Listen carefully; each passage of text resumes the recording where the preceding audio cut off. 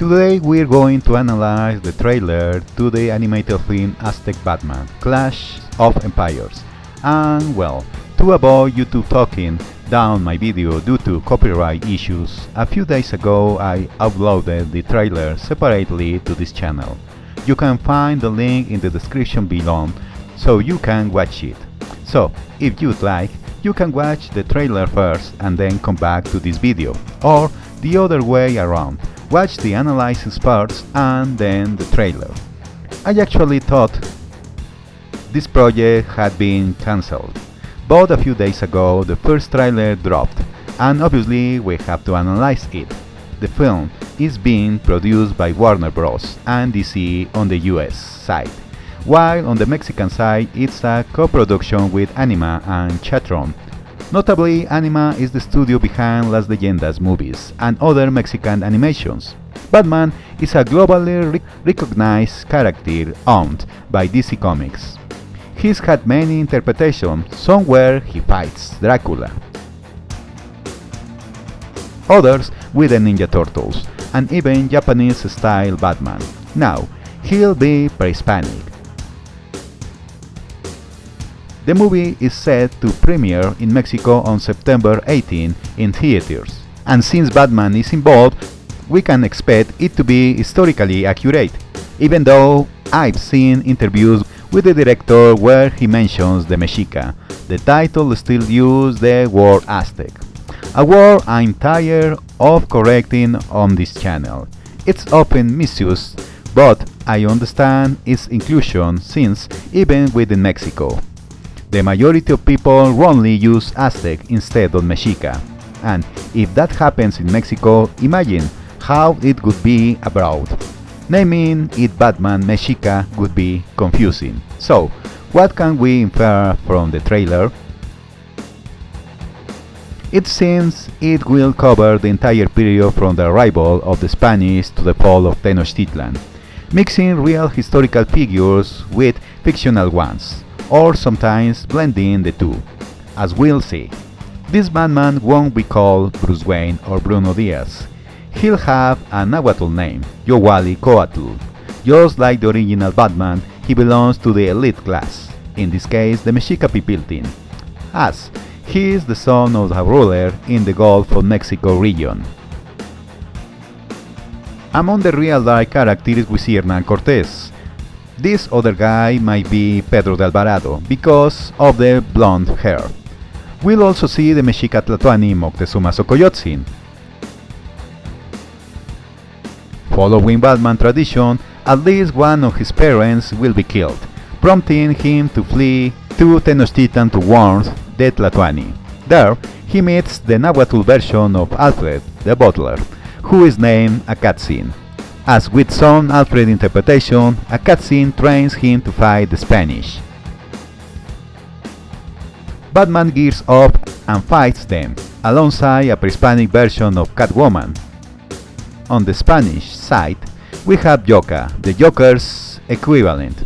There be battles on Lake Texcoco and in Tenochtitlan itself.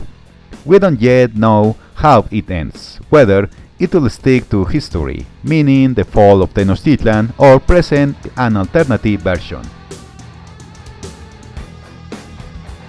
So, this is a surface level analysis based on what's known, but as you know, we also care about the historical accuracy of the pre-Hispanic setting. Apparently the film had consulting support from Alejandro Diaz Barriga, a scholar of Mesoamerican cultures and ethnic history of Mexico and the Andean region.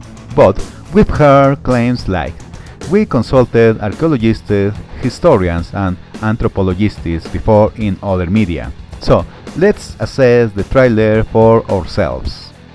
Beyond Batman himself, how accurate is what we're seeing?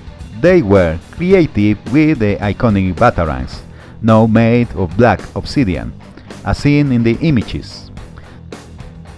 The building decorations are very similar to the originals, some even seem directly lifted from pre-Hispanic and colonial codices. Of course, who doesn't recognize the Templo Mayor? The skin tones are also accurate, dark, for the Mexica, light for the Spanish. What would be perfect if is the Mexica spoke Nahuatl.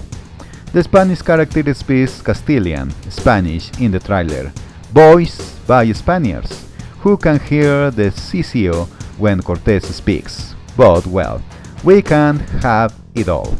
So the Mexica speaks a sort of standard Mexican Spanish. Most of the Mexica clothing is accurate, warriors like jaguars, shaved head warriors, lower ranks, etc.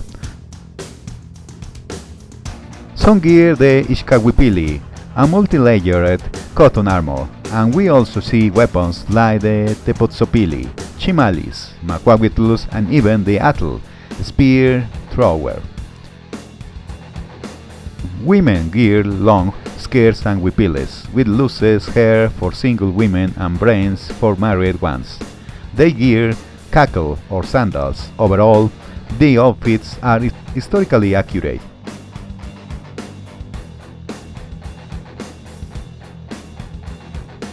Now, Batman's arsenal includes metal tools. How he gets those is unclear. Maybe he steals them? We'll have to wait and see how they justify it.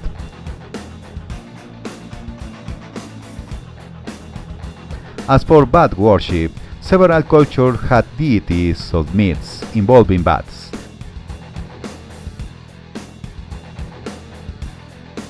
There's a reference to cempasúchil flowers, which, according to one Quito, are associated with bats. We get a nod to the tamemes, porters, where Batman seems to train to become stronger. A cutscene teaches him combat. There's a silhouette of Huitzilopochtli in one part of the trailer, and a depiction of Xipetotec behind Yoka. Some speculate he may be a priest of Xipetotec. A key detail: Batman uses the word teules to refer to the Spaniards, a term historically used to describe them. Now let's talk about character mashups.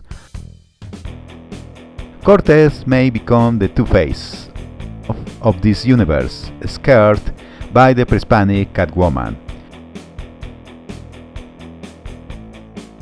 She wears a black jaguar warrior outfit, which traditionally wouldn't belong to a woman, but let's see how they develop her. Maybe this black jaguar has a link to Tezcatlipoca. Of course, we had Batman's nemesis, here called Yoka, who appears to be a priest of Moctezuma, who later joins the Spanish. Another adapted character is Poison Ivy. In DC lore, she gains plant powers from a chemical accident. Here, she might represent Coatlicue, Mother Earth, or another her deity. So overall, based on what we've seen, I can say there are a lot of historically accurate references, but I am curious how long the movie will be. It seems to tackle a lot in a short time. The trailer alone covers the Spanish landing, arrival in Tenochtitlan, internal conflicts, Moctezuma's reception, and possibly his death. We may see the Noche Triste battle. There's an image of a scared Cortés, now Two-Face, crying at what looks like the Ahuehuetetli of Popotla. It also seems to show his retreat from Tenochtitlan, possibly to Tlaxcala, and later return for the final battles. One image shows what looks like a brigantine ship, one of the vessels Cortés had built on Lake Texcoco, and then, of course, the ending. Not to mention explaining Batman, Catwoman, and all these reimagined characters. If this is a 90-minute movie, it's a lot to pack in, unless it gets super condensed. We'll have to wait for the full release. And yeah, The debates online have already started. Some Spaniards are complaining that the movie paints them as villains and promotes the Black Legend. Others are arguing whether Batman will break his no-kill rule, or if the film will justify the alleged human sacrifices. Many viewers are just confused. I've seen reactions from Americans who know Batman but have no clue about the Aztecs, Tenochtitlan or the cultural backdrop. Others are accusing the film of cultural appropriation or even calling it woke.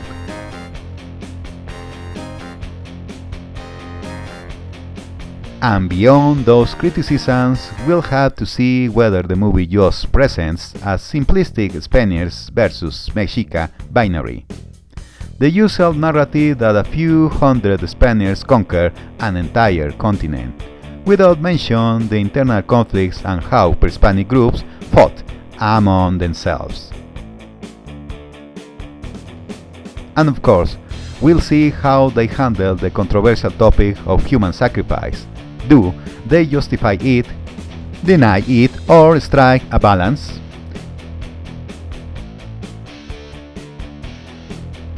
In the end, this could either become a globally popular film simply because it features Batman,